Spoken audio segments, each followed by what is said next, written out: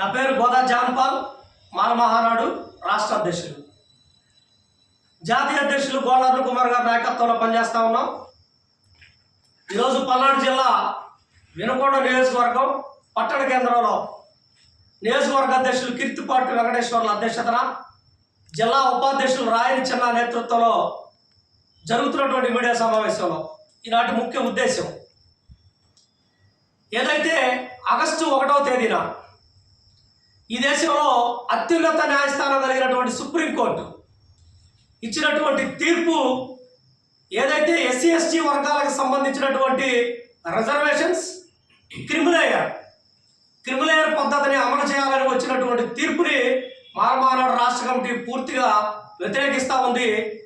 అలాగే గతంలో ఏదైతే సుప్రీంకోర్టు ఎస్సీ వర్గీకరణ విషయంలో 30 సంవత్సరాలుగా సోదరులు మాదిగలు చేస్తున్నటువంటి పోరాటం వర్గీకరణ కావాలని, మాదిగలు విభజించాలని, ఉన్న రిజర్వేషన్ ఏబిసిడి దామాషా ప్రకారం పంచాలని అడుగుతున్నటువంటి వర్గీకరణను వ్యతిరేకిస్తూ జరుగుతున్నటువంటి ఈ పోరాటంలో గతంలో సుప్రీంకోర్టు ఎస్సీ వర్గీకరణ రాజ్యాంగ విరుద్ధమైనటువంటి అంశం పార్లమెంట్లో 3/4 అమెండ్మెంట్ జరగాలి, అలాగే 341 ఆర్టికల్ని చేర్చడానికి వీల్లేదని చెప్పినటువంటి సుప్రీంకోర్టు రాష్ట్రాల వారిగా వర్గీకరణ చేయడానికే వీల్లేదని చెప్పినటువంటి సుప్రీంకోర్టు నేడు కేంద్ర ప్రభుత్వ కనుసన్నల్లో మోడీ, అమిత్ షా అలాగే కిషన్ రెడ్డి కనుసన్నల్లో వచ్చినటువంటి తీర్పుని ఇది అప్రజాస్వామికమైన తీర్పుగా మాలమహానాడు రాష్ట్ర కమిటీ భావిస్తూ ఉంది.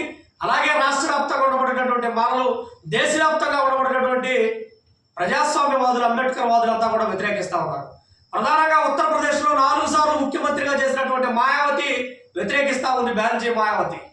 అలాగే మహారాష్ట్రలో చిరాగ్ పాస్వాన్ ఈరోజు మంత్రులుగా ఏ ప్రభుత్వాల్లో ఉన్నప్పటికీ రాజ్యాంగ విరుద్ధమైనటువంటి అంశాలను అయితే నెత్తిన పెట్టుకున్నటువంటి ఏ కేంద్ర ప్రభుత్వానికైనా వ్యతిరేకంగా మాట్లాడుతున్నటువంటి విషయాన్ని మేము సమర్థిస్తూ ఉన్నాం. బెహన్జీ మాయావతి గారు ఈరోజు ఈ దేశంలోనే అత్యధిక జనాభా కలిగినటువంటి రాష్ట్రం ఉత్తరప్రదేశ్ రాష్ట్రంలో ఈరోజు వర్గీకరణ జరిగితే ఏ విధంగా దళితులు నష్టపోతారో, ఏ విధంగా గిరిజనులు నష్టపోతారో పూర్తి స్థాయిలో ఆమె దగ్గర ఒక సబ్జెక్ట్ ఉంది కాబట్టి ఈరోజు వ్యతిరేకిస్తూ ఉంది. మీకు దమ్ముందా కేంద్ర ప్రభుత్వంలో ఉండబడినటువంటి పెద్దలకి ఈరోజు మేము ఈ వేదిక ద్వారా, ఈ యొక్క మీడియా సమావేశం ద్వారా అడుగుతూ ఉన్నాం. ఆనాడు డాక్టర్ బాబాసాహెబ్ అంబేద్కర్ గారు భారత రాజ్యాంగం రాసిన తర్వాత ఆ రాజ్యాంగంలో ఉండబడినటువంటి ఎస్సీ ఎస్టీలకి జనాభా నిష్పత్తి ప్రకారం ఇచ్చినటువంటి 15% రిజర్వేషన్ని నేటి జనాభా నిష్పత్తి ప్రకారం 30%కి 25%కి పెంచే దమ్ముందా? పెంచే ఆలోచన ప్రభుత్వాలు ఈరోజు కేంద్ర ప్రభుత్వంలో ఉండబడినటువంటి పెద్దలు పార్లమెంట్లో చర్చించే దమ్ముందని అడుగుతా ఉన్నాం.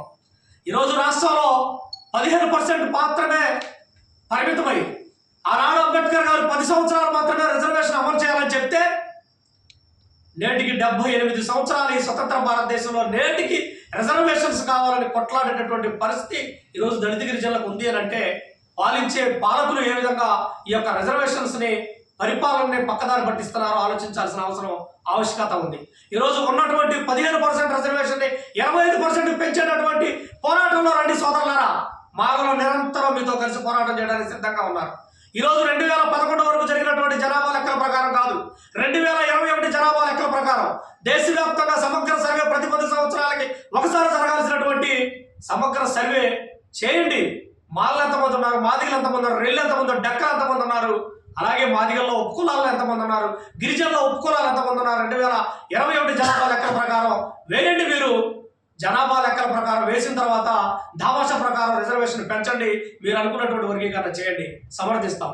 అలా కాకుండా ఉన్న రిజర్వేషన్స్లోనే కొట్టుకోండి, మీరు దాన్ని విభజించండి. 15% రిజర్వేషన్ని మా రాజకీయ పార్టీలకు అవసరంగా అనుగుణంగా మా పార్టీలని ముందుకు తీసుకెళ్ళడానికి, ప్రతి 5 ఏళ్లకు మా పార్టీని అధికారంలో తెచ్చుకోవడానికి మేము మిమ్మల్ని విభజిస్తాం, పాలిస్తామంటే ఖబర్దార్ అగ్రవర్ణ రాజకీయ పార్టీలను హెచ్చరిస్తా ఉన్నాం. మీ పార్టీలని కాలగర్భంలో కలిపేయడానికని ఈ సందర్భంగా హెచ్చరిస్తా ఉన్నాం.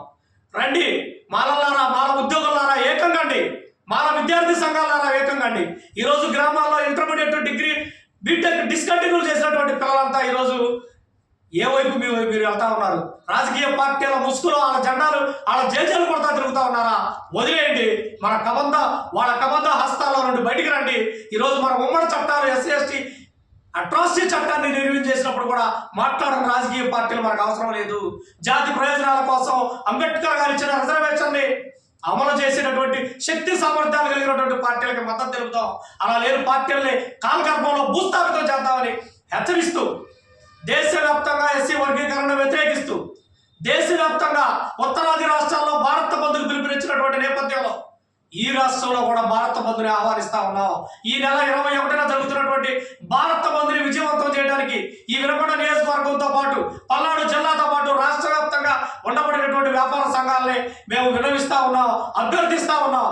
అయ్యా, ఇదిగో మేము ఉత్పత్తిదారులుగా ఉన్నాం. మీ వ్యాపారాలు ఈరోజు రాష్ట్రం లక్షల కోట్ల రూపాయలుగా మీరు వ్యాపారంలో ఎదగాలి అంటే ఎస్సీలు, ఎస్టీలు, బీసీలు, మైనారిటీలు ఉత్పత్తిదారులుగా, మీ వ్యాపారాలకి కొనుగోలుదారులుగా ఈ జాతి మెజారిటీ దేశంలోనే 85% ఉన్నటువంటి ఈ జాతి ఉండబట్టి మీ వ్యాపారాలు కొనసాగుతూ ఉన్నాయి.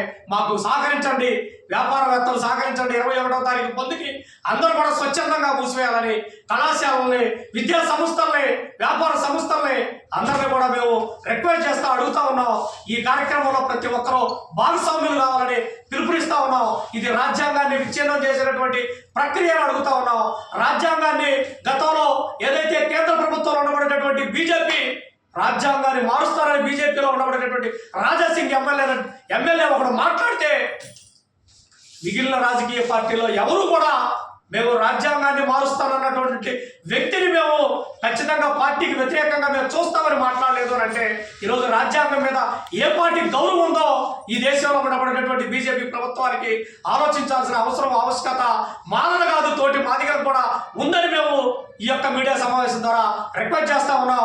రండి, ఉన్న హక్కులను కాపాడుకుందాం. కాలు రాస్తున్నటువంటి హక్కుల్ని మళ్ళా తిరిగి పోరాటం ద్వారా తెచ్చుకుందాం.